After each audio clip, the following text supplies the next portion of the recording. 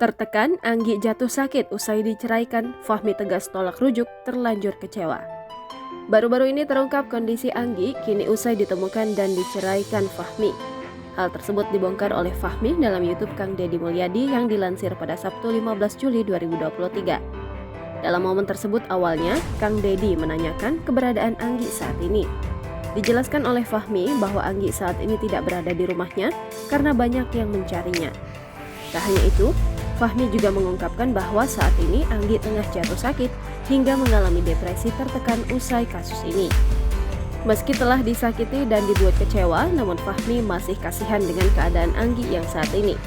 Tak hanya itu saja, saat disinggung Kang Deddy mengenai keinginan Fahmi untuk rujuk kembali, Fahmi dengan tegas menolak karena dirinya sudah terlanjur kecewa. Kendati begitu, Fahmi mengaku telah memaafkan sang istri namun tidak ingin kembali rujuk. Tidak hanya kasihan dengan Anggi, Fahmi juga mengaku kasihan dengan kedua orang tua Anggi yang turut kena imbas dalam masalah ini.